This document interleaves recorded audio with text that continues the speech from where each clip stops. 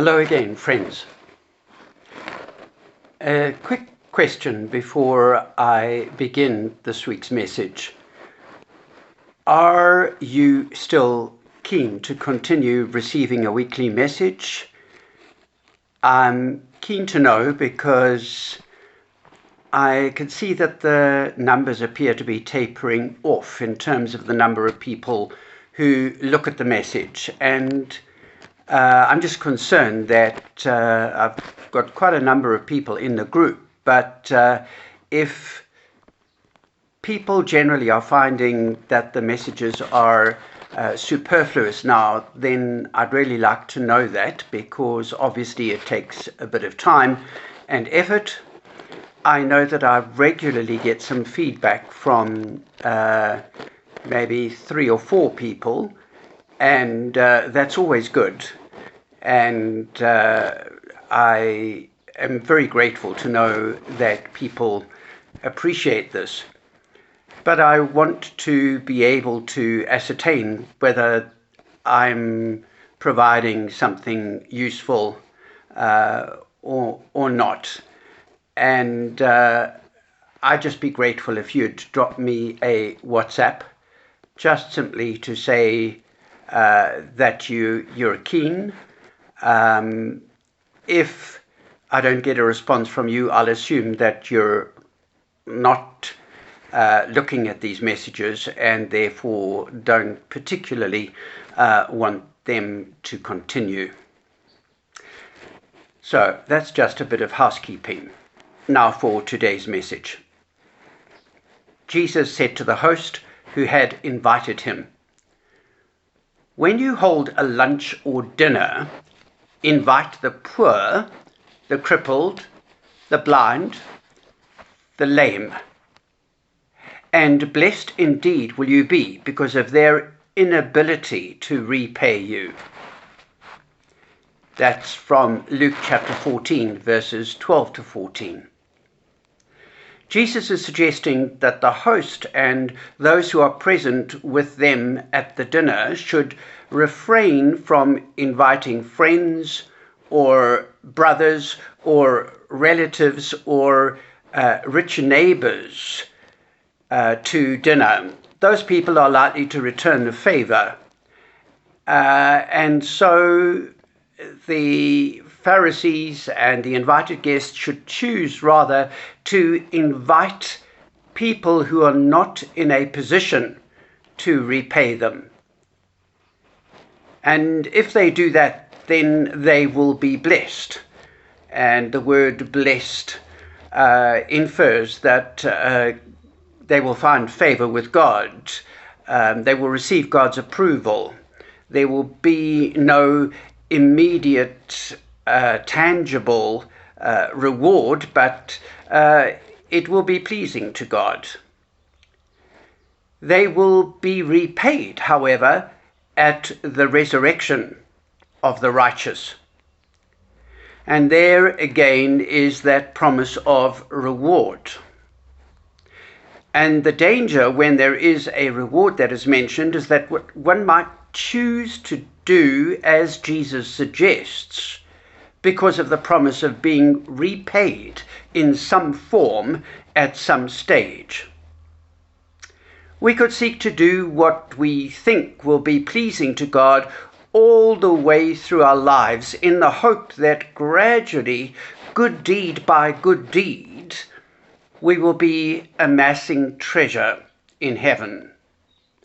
That someday what we do now will count, and we will ultimately benefit. And as I said in last week's message, that is a very mercenary way of regarding what we do, because the experience of doing it, the love that we are expressing should be sufficient. Our motive should not be personal gain. It should be simply love, compassion, social conscience. We do what we do because we delight to meet needs and to help other people in a small way. The experience of helping people, being able to relieve their suffering in some small measure, should be sufficiently rewarding and satisfying and motivating. We should not be looking for any approval or any tangible reward now or at some indefinite point in the future. All charitable work is aimed at helping others who are struggling in some way. The message of Luke chapter 14, verses 12 to 14, the message is simple and clear. It is better to be hospitable towards and to help people who will not offer us the same hospitality or help because they are simply not in a position to do so. It is much easier, much more comfortable to extend favors to those we know and like, friends, siblings, other relatives, and neighbors who presumably are of a similar social class. Those people are likely to extend favors towards us in due course. There is a famous sculpture by Canadian sculptor Timothy Schmaltz called The Homeless Jesus. At first glance, it appears to be a real person sitting on a park bench. When you look a bit closer, you could see that it's a sculpture. And when you study it really closely, you could see that there are holes in the feet of the statue, and clearly it is a representation of Christ who comes to us as a homeless person. Always there are invisible people, people we don't notice, people we choose not to notice, people we turn our heads away from, people who perhaps make us feel a bit awkward because we really don't know how to handle all the people with all the needs that there are in our country, and it's overwhelming. We're not in a position to help all the people that we see at traffic intersections or other needy people that we encounter elsewhere. And we have to find appropriate ways of helping some people sometimes and helping some people at least to help themselves. Fortunately, there are hundreds of legitimate charities, works of mercy on our doorstep, organizations started by other people mostly to assist the destitute and the struggling. And so it is easy for us to respond to those appeals. Jesus is encouraging us to have a free and open heart. And I think it is appropriate for us to look at our own lives and to see how we have been the recipients of unexpected generosity and grace. We should seek to offer the same generosity and grace to other people, especially people who will not pay us back because they are likely to be in a situation of need for the rest of their days. So much of our behavior, so many of our choices are determined or at least influenced by the expectations and the behavior of other people. Now, I'm sure that Jesus is not wanting to deprive us of fellowship over food with family and friends. It would be unnatural to cut ourselves off from such experiences, and it is very much a part of our lives. We miss that a whole lot during hard lockdown, and so we want to make the most of time and opportunities because we live in this uncertain world where we never know these days what is around the corner. And practically speaking, it's absurd to think of the idea of going around singling out people who are poor and blind and crippled and lame to invite them into our homes for a meal. In our very different circumstances these days, it is not safe and it is not possible. So we have to find creative ways to apply the principle that Jesus is talking about. In the context of the teaching that Jesus is offering in Luke chapter 14, it is clear that his host is a well-to-do, respected leader of the Pharisees, who has invited other Pharisees and lawyers to the dinner party. Jesus has been thrown into the mix. He has been invited perhaps because he is controversial and people are talking about him. And it is an opportunity for the Pharisees to engage with him and to ask him some straight questions. I imagine that the host was feeling good about pulling these influential people together, hosting them at an elite dinner party. He probably thought that this would elevate him in the eyes of his community, the other guests whom he had invited.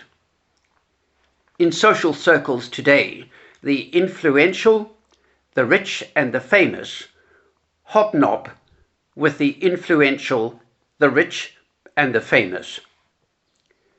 Perhaps it's referred to in business circles as networking.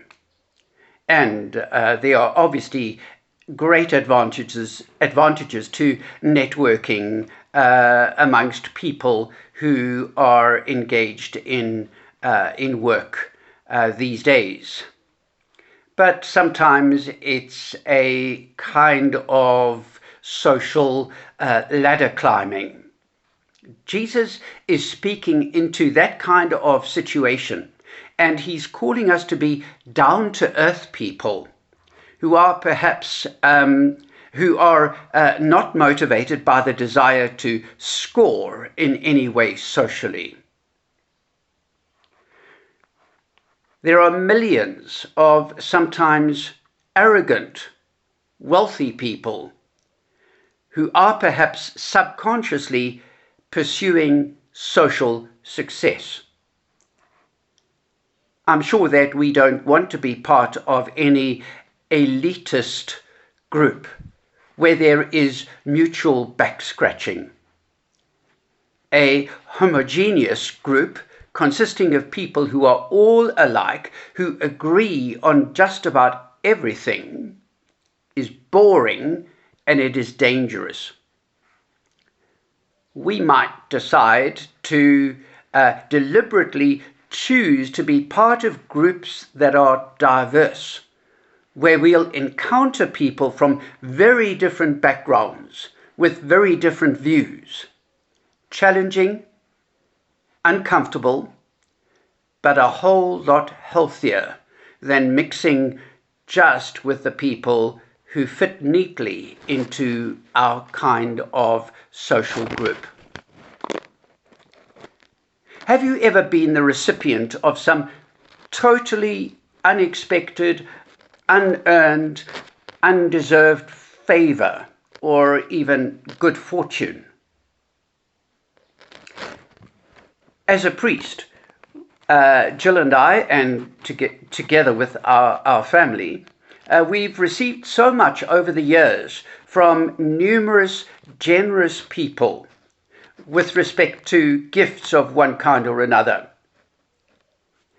And it has been humbling, and it has been wonderful, and it has greatly enhanced our lives. I cannot begin to tell you how we have been helped and blessed by so many people, and so much more has been possible in our lives and in the lives of our children. But to continually receive gifts from people can be awkward because one feels on the receiving end and that one is not really able to give in return. And of course, we mostly are not in a position to give much in terms of tangible gifts. We realize, though, that it's often the gifts that we receive, the support we've received from people, is an expression of love and gratitude for our friendship, for our love, for our work, for our ministry in the church. Sometimes, just occasionally, we might receive something completely out of the blue, and it's not in response to anything that we have said or done. It is pure gift. And that's what Jesus is encouraging in Luke chapter 14. Offer pure gifts where there are no conditions attached. There is no expectation of returned favors. Offer pure gifts to people who really need our help. These are not people to whom we are beholden in any way. They are not entitled to expect anything from us because of some service we've received from them.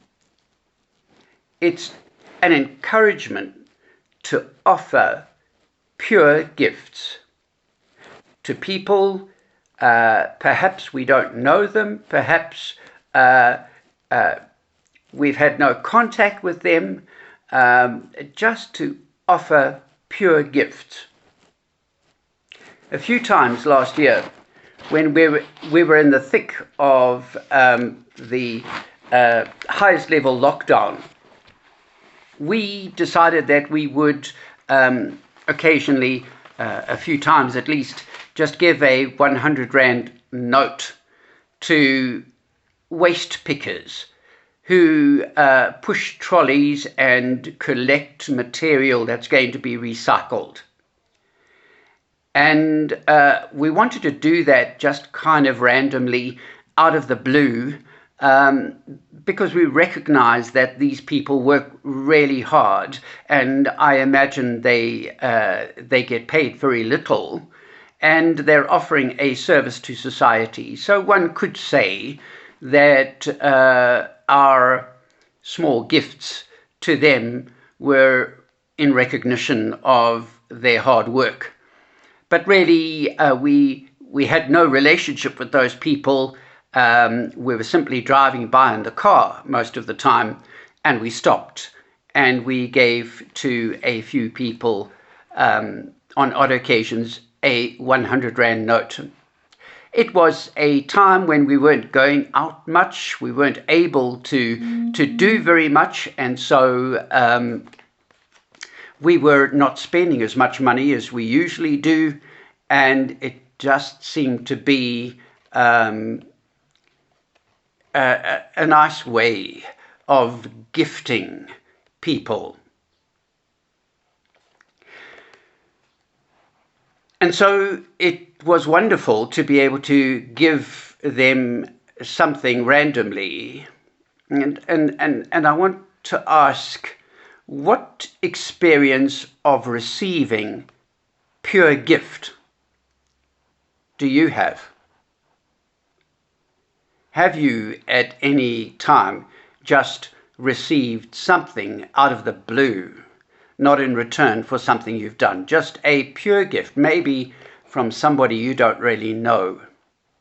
How can we offer pure gifts to other people? I've heard of people at supermarkets paying for other people's groceries, perhaps because they have insufficient funds. and I think that is wonderful. There are numerous people who offer a listening ear to distressed strangers on the telephone. There was that incredible response of people to the looting that took place in KZN and Gauteng. Their efforts to help rebuild and restock and clean up were really inspiring. Let's be encouraged to offer pure gifts to other people, to think creatively about what we can do to make life a little easier for people who are really struggling.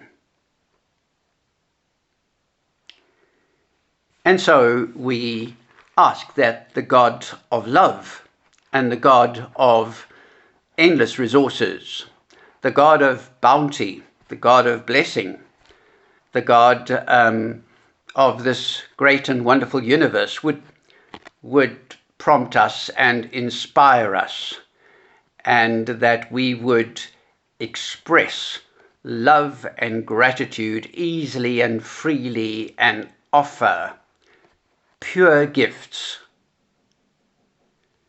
that people might be helped, but that we might just simply enjoy the experience of giving. Amen, and God bless.